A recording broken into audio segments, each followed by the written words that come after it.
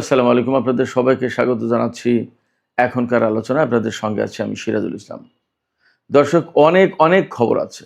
মার্কিন president Donald Trump বলেছেন ৪৮ ঘন্টার ভেতরে যদি ইরান হরমুজ প্রণালী খুলে দেওয়ার ব্যাপারে চুক্তি না করে তাহলে ইরানের উপরে ভয়াবহ হামলা চালানো হবে। তিনি একই সাথে আশাবাদ ব্যক্ত করেছেন যে খুব শিগগিরই ইরানের সাথে একটা ফাইন সুন্দর একটা চুক্তি হচ্ছে। তিনি যে হুমকি দিলেন আবার চুক্তির কথা বললেন, আসলে কি হচ্ছে? এটা দ্বিচারিতা, দ্বিমুখী কথাবার্তা হয়ে গেল না? আমি একবার শুরুটা প্রশ্ন দিয়েই করলাম। এপাশে একটি সূত্র থেকে জানলাম ইরান হরমুজ প্রণালী খুলে দেওয়ার ব্যাপারে নতুন করে শর্ত আরোপ করেছে। সেই শর্ত পূরণ হলে তবেই ইরান হরমুজ প্রণালী খুলবে। কিন্তু আলোচনাটা হচ্ছে কার সাথে? ইরান তো বলছে আমেরিকার সাথে তাদের কোনো আলোচনা হচ্ছে না। তাহলে আলোচনাটা হচ্ছে কার সাথে? সে এক দারুণ প্রশ্ন। এদিকে লোহিত সাগরে ভারতের একটি তেলবাহী জাহাজে হামলা চালিয়েছে ইয়েমেনের হুথি যোদ্ধারা এবং জাহাজটি ডুবেই গেছে। সৌদি আরবের আরেকটি তেলবাহী জাহাজে হামলা চালিয়েছে হুথিরা। তবে পাকিস্তানের জাহাজের ব্যাপারে কি হচ্ছে, তাদের কি ভূমিকা, সেটা আর একটা প্রশ্ন। এদিকে গত রাতে খবর দিয়েছিলাম সৌদি আরবের নাজরান বিমানবন্দরে হুথিরা হামলা চালিয়েছে। তার ফলো আপ হচ্ছে সেই ড্রোন হামলায় বিমানবন্দরের প্রধান যে র্যাডার সিস্টেম সেটা মারাত্মকভাবে ক্ষতিগ্রস্ত হয়েছে। বিমান ওঠানামার সমস্ত সব কিছু বন্ধ আছে। অনির্দিষ্টকালের জন্য বিমানবন্দরের কার্যক্রম বন্ধ ঘোষণা করা হয়েছে। অন্য সূত্র থেকে খবর পাওয়া যাচ্ছে সৌদি আরবের সাথে ইয়েমেনের পর্দার আড়ালে আলোচনা হচ্ছে। এই আলোচনা কিভাবে হচ্ছে? মধ্যস্থতা করছে কে? গত রাতে দুবাইয়ের জেবেল আলী শিল্প অঞ্চল সেখানে হামলা হয়েছে। অন্তত 7টা বিস্ফোরণের ঘটনা ঘটেছে। কারা এই হামলার পেছনে এখনো পরিষ্কার না। এই যে মধ্যপ্রাচ্যকে ঘিরে এত দ্বন্দ্ব, হুমকি, যুদ্ধ, সংঘাত, এর ভেতরে কিন্তু আশ্চর্যজনক একটা ঘটনা ঘটেছে। সেটি হচ্ছে তেলের দাম কমেছে। দুই ধরনের তেলের দাম, ব্রেন্ট ক্রুড এবং ওয়েস্ট টেক্সাস ইন্টারমিডিয়েট, দুই ধরনের তেলের দামই 5% কমেছে। এশিয়ার বাজারে যে সমস্ত স্টক এক্সচেঞ্জ সেখানে লাভ দিয়েছে ঊর্ধ্বমুখী। সুপ্রিয় দর্শক, এই সব বিষয় নিয়েই এখনকার আলোচনা। আশা করি আলোচনা থেকে অনেক অনেক তথ্য পাবেন এবং আলোচনা ভালোও লাগবে। শেষ পর্যন্ত সঙ্গে থাকুন এবং লাইক, কমেন্ট, শেয়ার করে আমাদের চ্যানেলটিকে এগিয়ে যাওয়ার জন্য আপনারা সবাই পাশেই থাকুন। দর্শক, চলুন বিস্তারিত আলোচনা করি। প্রথমেই মহামতি ডোনাল্ড ট্রাম্পকে দিয়ে শুরু করি। তিনি 2টা বক্তব্য দিয়েছেন। একটা বক্তব্য হচ্ছে ইরান চুক্তির জন্য পাগল হয়ে গেছে, চুক্তির জন্য আমেরিকার পিছনে পিছনে ঘুরছে, এবং তিনি বর্ণনা দিচ্ছেন যে শনিবারে যে হামলা চালাতে চেয়েছিলেন সেই ব্যাপারে বলছেন যে ইরান আমাদেরকে ফোন করলো, তারা আমাদের কাছে অতি বিনয়ের সাথে, তিনি ঠিক এইভাবে বলছেন, অতি বিনয়ের সাথে আমাদেরকে অনুরোধ করলো যে একটু আলোচনা করা যায়, প্লিজ, আলোচনার সুযোগ আছে, যদি থাকে তাহলে আমরা একটা চুক্তি করতে চাই, আপনারা হামলা বন্ধ করেন। এই অনুরোধের পর আমি হামলা বন্ধ করলাম। এখন তাদের সাথে চুক্তি হবে। আগামী 48 ঘন্টার ভেতরে এই চুক্তি হয়ে যাবে। যদি চুক্তি না হয় তাহলে কিন্তু তাদের উপরে ভয়াবহ হামলা চালানো হবে। দ্বিতীয় বিশ্বযুদ্ধের পরে এত বড় হামলা আর হয়নি, এইরকম হামলা চালাবো। খেয়াল করুন, তিনি বলছেন ইরান হামলা বন্ধ করার জন্য অনুনয় বিনয় করেছেন, চুক্তির কথা বলেছেন, আবার বলছেন যে যদি চুক্তি না করে তাহলে দ্বিতীয় বিশ্বযুদ্ধের পরে সবচেয়ে বড় হামলা হবে। তাহলে কি করে ভাই? এ কথা মিলল না তো। যারা চুক্তির জন্য বা হামলা বন্ধের জন্য অনুনয় বিনয় করে তারা তো চুক্তি করে ফেলতো এতক্ষণ, তাদের কি হুমকি দেওয়া লাগে? আসলে ডোনাল্ড ট্রাম্পের কথা মিলছে না, মেলে না, কিন্তু তবু আমাদের শুনতে হয় এই কারণে যে ঘটনার এক সাইডের নায়ক বা খলনায়ক যাই বলি, ট্রাম্প তো বটেই। তিনি কি বলছেন, কি করছেন, কোন দিকে যাচ্ছেন, তার পদক্ষেপগুলো কি কি, এগুলো তো ফলো করার একটা ব্যাপার থাকেই। আফটার অল এই যুদ্ধ তো তারাই শুরু করেছে। যুদ্ধের একটা বিগ পার্ট আমেরিকা এবং ডোনাল্ড ট্রাম্প। সেক্ষেত্রে তাদের এই সমস্ত কথা, রিপিটেশন, একই কথা বারবার ঘুরিয়ে ফিরিয়ে নানান রকমের সত্য মিথ্যার মিশেল দিয়ে বাট আমাদেরকে শুনতে হয়, উপায় তো নেই, আলোচনা করতে হয় যে এই বললেন তিনি, এই হলো। তো সেক্ষেত্রে তিনি যে কথা বলছে যে 48 ঘন্টার ভিতরে চুক্তি হয়ে যাবে এবং হুমকি দিচ্ছেন, এই হুমকি যতক্ষণ পর্যন্ত বন্ধ না হবে ততক্ষণ পর্যন্ত আলোচনায় যাবে না, চুক্তি হবে না ইরান। এটা ইরানের পক্ষ থেকে বক্তব্য।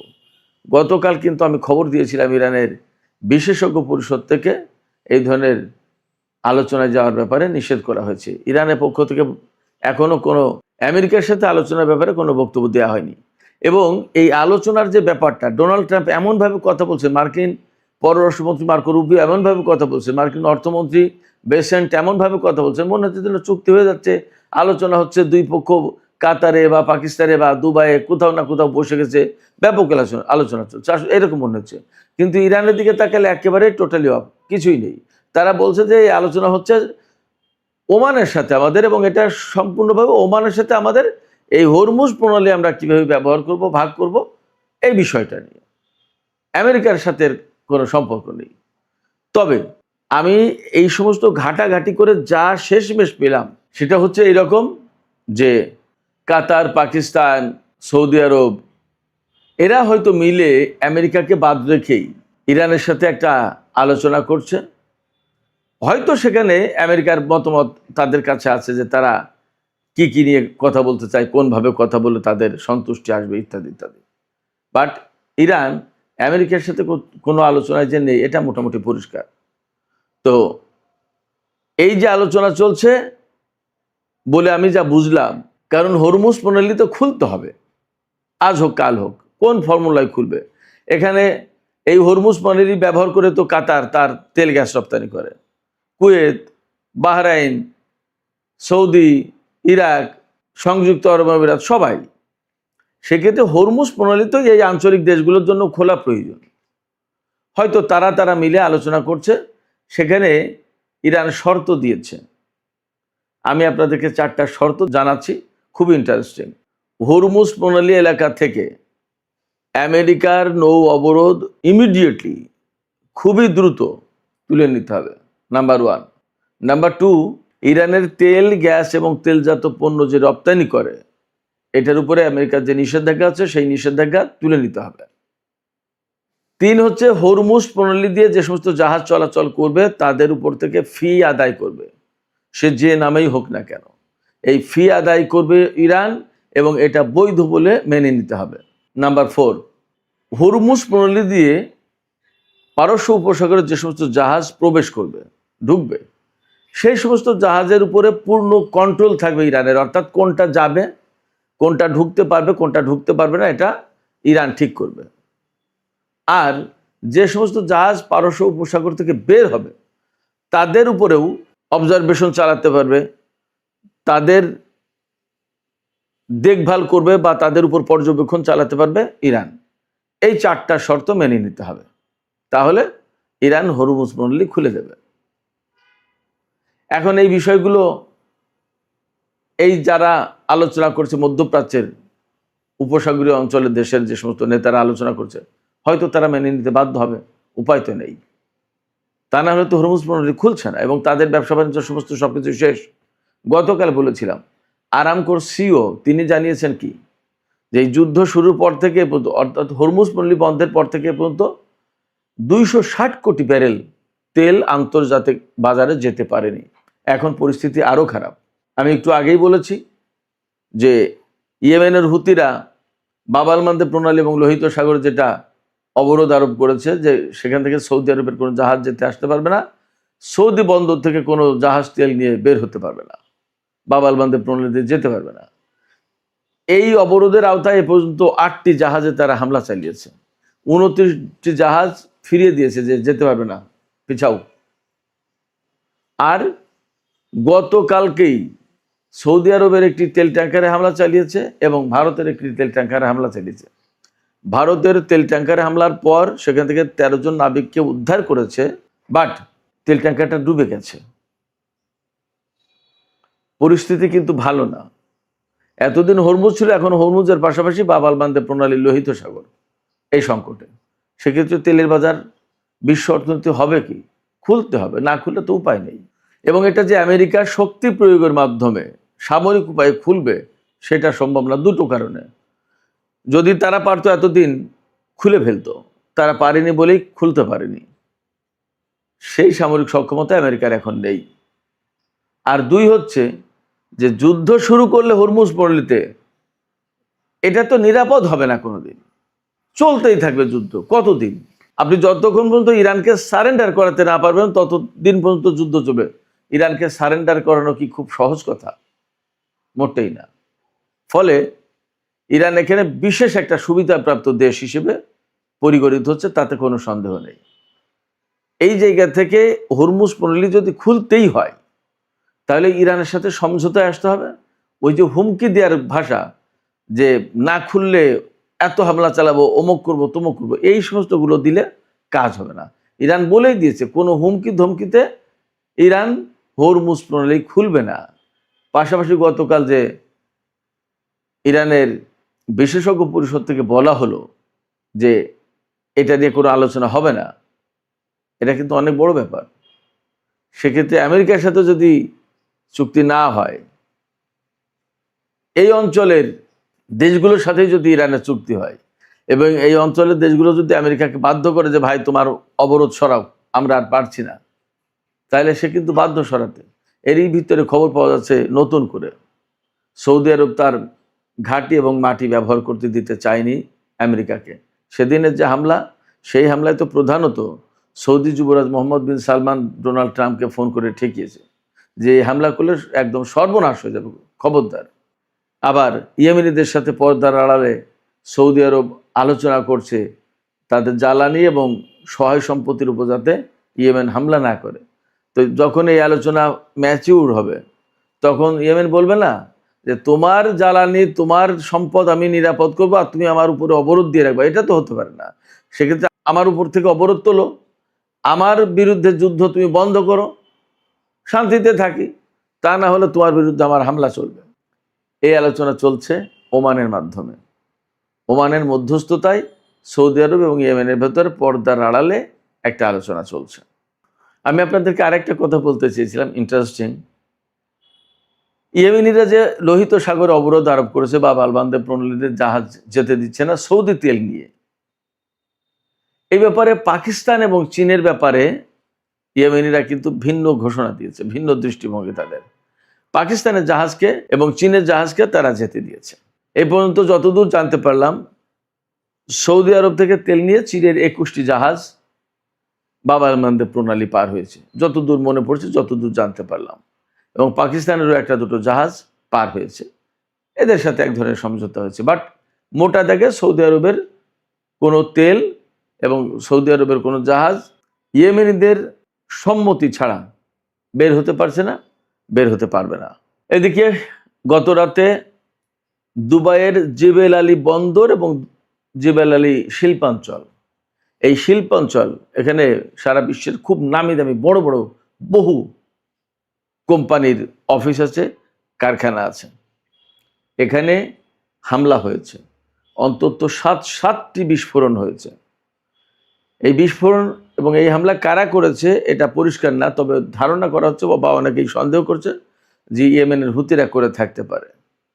এই হামলার অর্থাৎ বিস্ফোরণের পর কালো ধোঁয়ায় ছেয়ে যায়, ধোঁয়া এবং আগুনের কুণ্ডলি উঠতে দেখা যায়। এই বিষয়টা ভিডিও করার জন্য চেষ্টা করেছিল দুইজন ব্যক্তি, হয়তো কেউ কেউ আরও বেশি, বাট দুইজনকে আটক করা হয়েছে। ডোনাল্ড ট্রাম্পের হুমকি নিয়ে আমি আরেকটু কথা বলি। ডোনাল্ড ট্রাম্প যখন ইরানের বিরুদ্ধে হামলা চালানোর ব্যাপারে ব্যাপক হুমকি দিচ্ছেন যে যদি চুক্তি না করে তাহলে ইরানকে একেবারে ধ্বংস করে দেওয়া হবে। খুব বাস্তব কথা হচ্ছে কি জানেন, আমেরিকার আসলে সেই সক্ষমতা এখন নেই।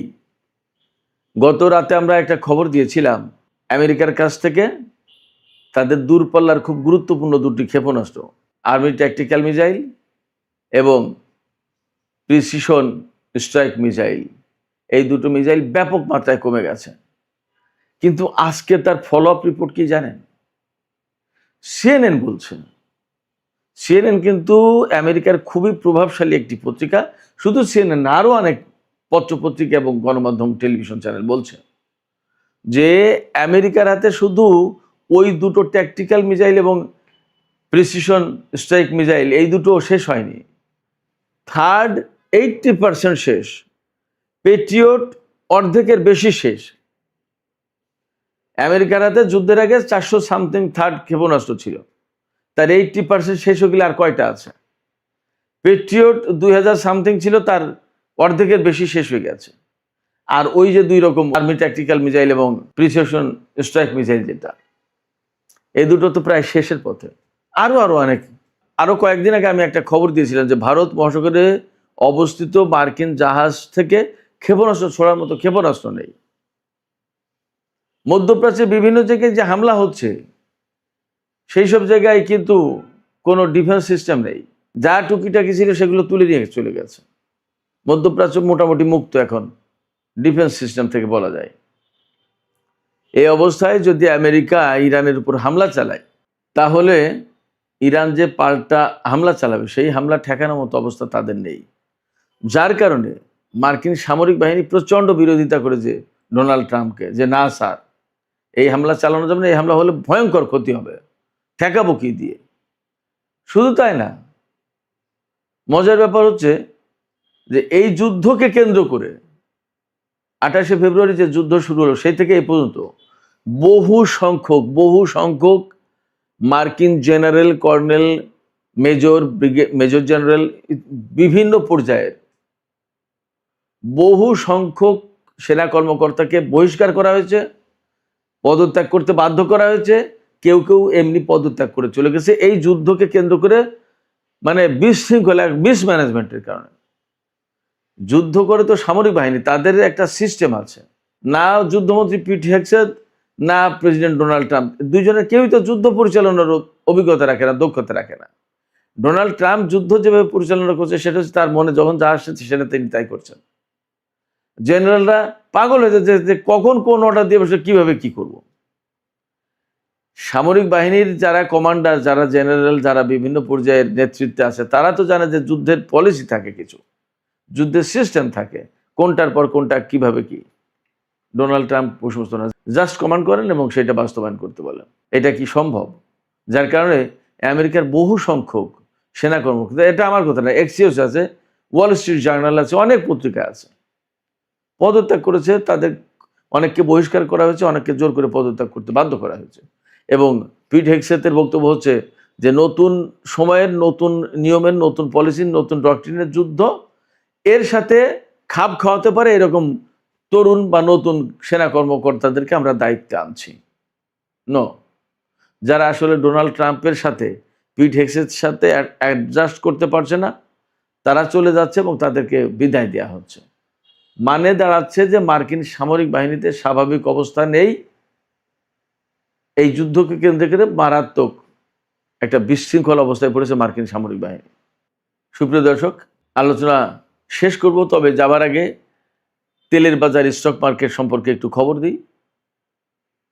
এই যে যুদ্ধ পরিস্থিতি, এই যে হুমকি পাল্টা হুমকি, হরমুজ এবং লোহিত সাগর আটকানো, এরপরেও তেলের দাম আন্তর্জাতিক বাজারে 5% কমেছে। কারণ কি জানেন? কমেছে কারণ ডোনাল্ড ট্রাম্প ঘোষণা দিয়েছেন ইরানের সাথে খুব দ্রুত একটা চুক্তি হয়ে যাচ্ছে এবং হামলা তিনি বন্ধ করেছেন। ব্রেন্ট ক্রুডের দাম 5% কমে এখন প্রতি ব্যারেল $80 বিক্রি হচ্ছে। আর ওয়েস্ট টেক্সাস ইন্টারমিডিয়েট $76 বিক্রি হচ্ছে।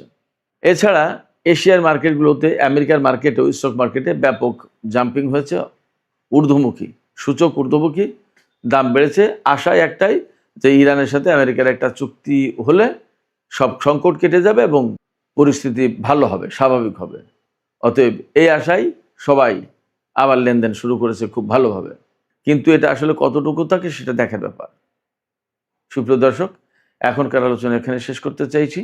যাবার আগে আপনাদের কাছে জানতে চাই যে ইরানের সাথে আমেরিকার যে চুক্তির কথা শোনা যাচ্ছে, আসলে কি এটা আমেরিকাকে বাদ দিয়ে আঞ্চলিক দেশগুলোর সাথে ইরানের একটা চুক্তি হতে পারে, যার প্রেক্ষাপটে হয়তো আমেরিকা বিনা যুদ্ধে এখান থেকে সরে গেল, আবার হরমুজও খুললো, এই রকমের কোনো একটা ডিপ্লোমেসি হতে পারে বলে মনে হচ্ছে আপনাদের? আপনাদের মতামত কমেন্টে জানাতে পারেন। আর ভিডিও ভালো লাগলে লাইক, কমেন্ট, শেয়ার করবেন এবং চ্যানেলটি সাবস্ক্রাইব করে সাথেই থাকবেন।